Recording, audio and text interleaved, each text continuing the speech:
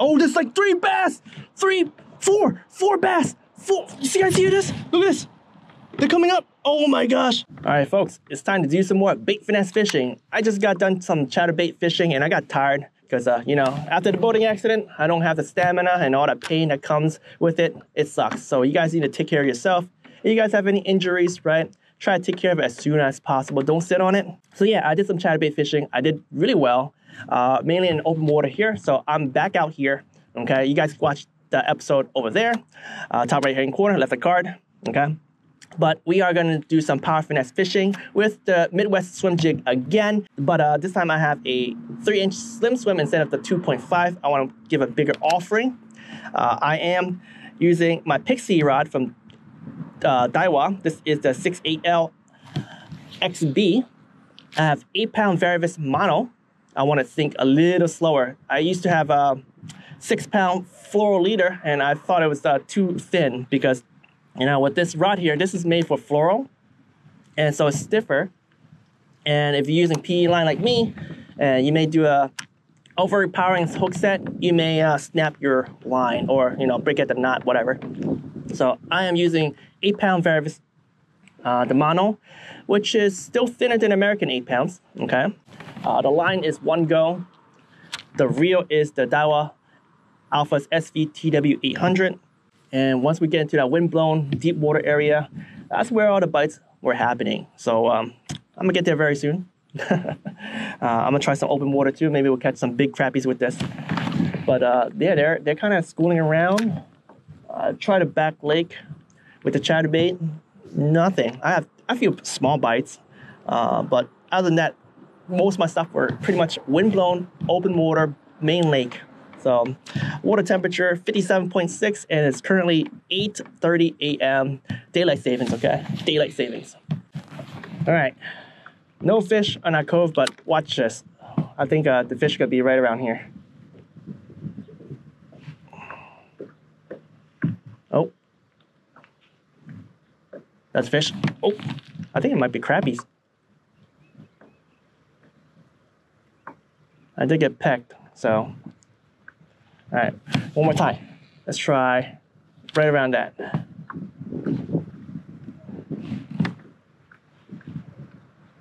That's fish. They're pecking. It might be a crappie day. I'll do some. Oh, there we go. It is a crappie. Ha! Wow. You know what, guys? I've been told by my friend that we need to do something about crappies on a lake. It's been multiple years, and I cannot break my PB here for, I don't know, I think 6 years ago. I caught a 5-pound, maybe 8 ounce, 10 ounce, something like that, doing the donkey rig, right? So what we're gonna do is, I'm gonna get to the edge right there, I'm gonna just throw it off. Like, we're gonna cull a lot of crappies, right? So let me throw this guy off the edge, and we'll continue fishing. So give me a second, but I guess when I slim down to like smaller baits, I'm gonna talk more about pond management. But anyway, we'll continue bass fishing after I throw this guy over to that guy. All right, I'm looking over the edge. It looks okay, not too bad. Should be good. These wind-blown areas should got some bait. I mean, the sun is coming up, right? Plankton should be growing, zooplankton stuff. Wind's blowing to the edge. That side gotta have some fish. And get her close, very close.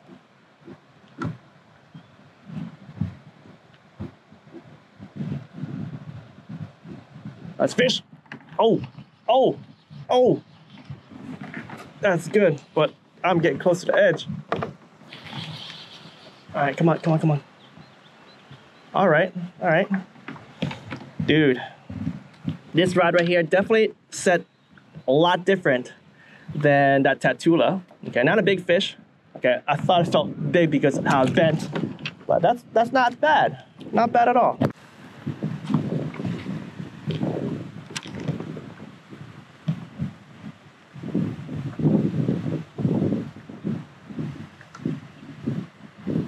Fish. Oh, there's another fish right behind him. There's another fish right behind him. Will he pop up? Will he pop up? The water's clear enough for you guys to see. No? All right, let me pull him up. But bam, bassing up. Bait finesse, baby. bait finesse. All right, off it goes. All right, let's see what happened when I cast right there. Yeah, it sinks very slow. We have elastomer plastic, right? We got skirt materials, 3/16 ounce jig. So having it sink very slow right now is pretty good. Then you just slow roll it, some lift and dropping. Those fish love it. And with the weed guard, I cast it pretty close to those windblown area because that's where all the weeds are at, right? Well, not weeds, but algae are at right now. Like, you may not see it all, but there's some still, like, partially down in the water.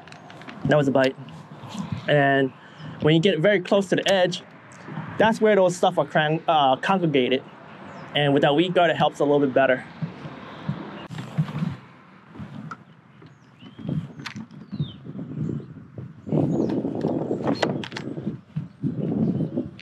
Fish, fish, fish. Nice fish. Okay. Okay. Oh, whoa, there is 2 fish right there. Is it chasing him? Man, the water's so clear here, crystal clear. But yeah, the other fish is gone now.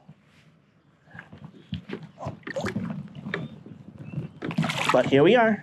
Bam. Good morning, good morning. All right, well, time to let it go. One thing about this jig is they use a rubber band to hold the skirt, and sometimes you gotta fix it so that you don't lose the skirt. You gotta put it right back. So, all right, let's go catch some more.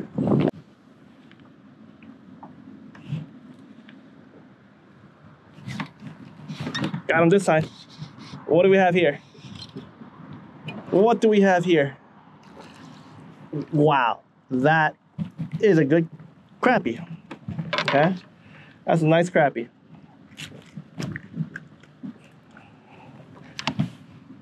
You know what? This guy here, he's going over the edge too. Oh, he's like, no, please leave me here. But nah, he's going over. He is going over. Let's see if I can pull up another one very quick before I head to the edge of the dam. Gotta throw a few over, you know what I'm saying? Lake management. I was watching Oliver. Oliver's talking about eating bass. I'm not at the point where I'm gonna cull some bass. Oh, there we go. We're not at the point where we're gonna cull some bass out of this lake. We're gonna cull crappies first, okay? And I think this time, this might be a nice, whoa, this is a bigger crappie, like a giant, humongous. Okay, look at that. Compared to the first one. 2, oh yeah, easy, easy, easy. Look at this guy, hold up. Look at the mouth. He got the whole thing in his mouth. Swim jig. All right, okay. It's hard with that, whatchamacallit. Yeah, this guy's big, so I'm leaving this guy here. This smaller crappie, well, it's mid-sized crappie, right? I'm gonna throw this guy off to the edge. I mean, he's a good size too. They school together. Here, let me show you guys one more time before he goes off the edge. Yeah, this guy, he got some meat to it, but he's a little bit smaller.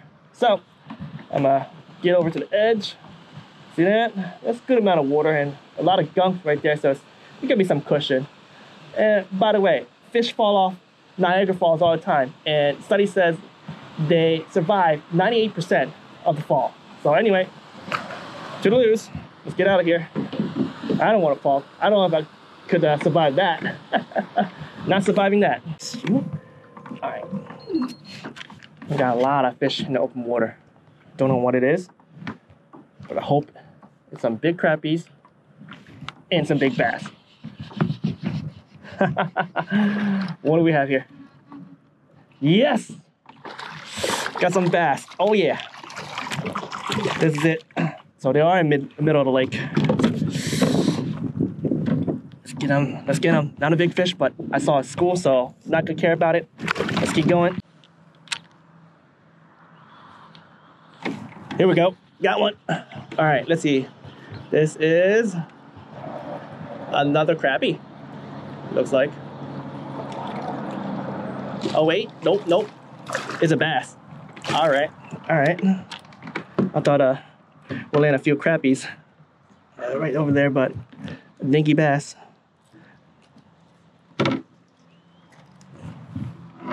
All right, here we go.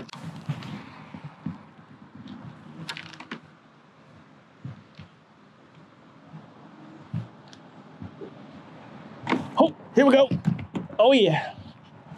This is a nice one. Nice one. Here we go. Come on.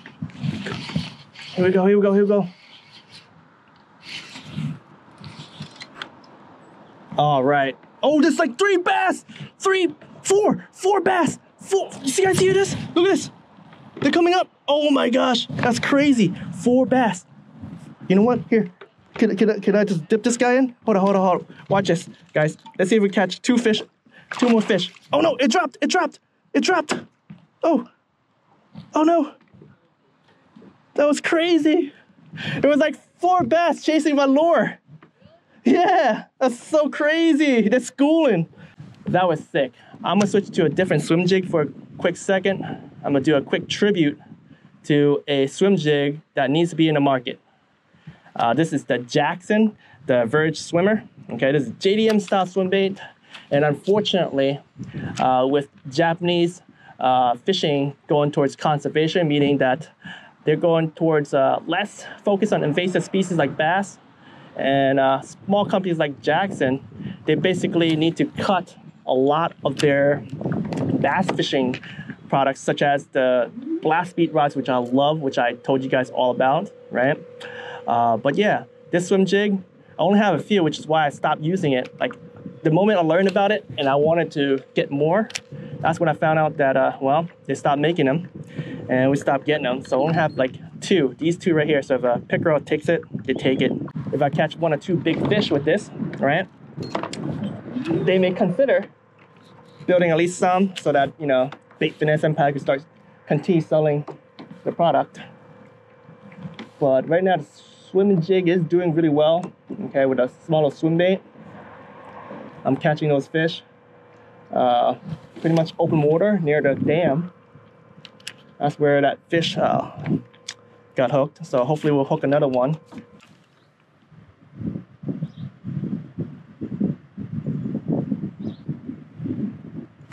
Here we go. Oh yeah. Got a nice crabby. Sweet. All right, I'm gonna end this episode of the swim jig. But yeah, this is like I said, a tribute to the Virage, okay? Virage swimmer. Look at that. Really cool swim bait, okay? And well, I guess I'll throw that guy over the edge too. Anyway, thank you all for watching this episode. We are gonna change it up and do some crappie fishing. Man, I love fishing in fall, and fishing that swim bait catches those fish. Let me take a moment and talk about fishing the swim bait, and then let's talk about the rod. But I love fishing fall, and swim baits are great, especially on a swim jig. I get to slow it down just a little bit.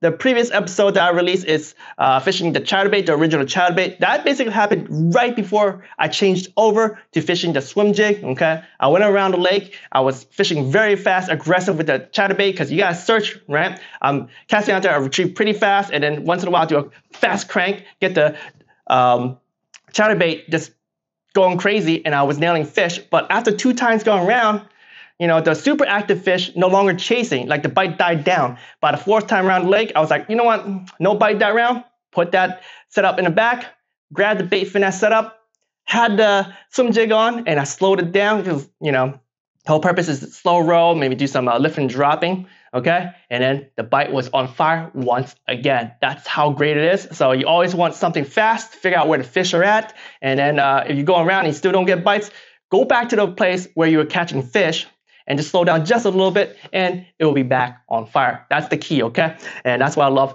fall fishing. And sometimes when I put those bass in, right, there was like multiple bass chasing that bass with the lure in his mouth. Imagine if I had like the double zoom fluke on, the donkey rig, right? Or a big glide bait where they could, you know, technically bite the glide bait as well. And hopefully you get 2 fish at one time. If you guys want to catch 2 fish at one time, give that a shot, okay? The donkey rig, or throw some big glide baits with some treble hooks. Anyhow, let's talk about the Pixie rod, all right? This $300 rod, it's so sensitive. I've been fishing the Tatula XT, which is the $100 rod side, casting out there, and when you're moving a swim bait with the Tatula XT, you definitely could feel the fish, okay? But when you casting out there was a couple times when I was letting it drop with pure slack line. I didn't feel the bite, but watching the line, I was able to catch those fish. Like I had to do two things when I fish slack line. Obviously, you gotta watch your line, and then you have to also feel for it, okay? And I'll have to say, when going towards the Pixie side with the crazy price change, right, from $100 to $300, the sensitivity level is off the charts, okay? I can't wait to fish this rod more towards what it was built for. They call it vertical master, but it's more of a, let's say, bottom fishing, contact fishing.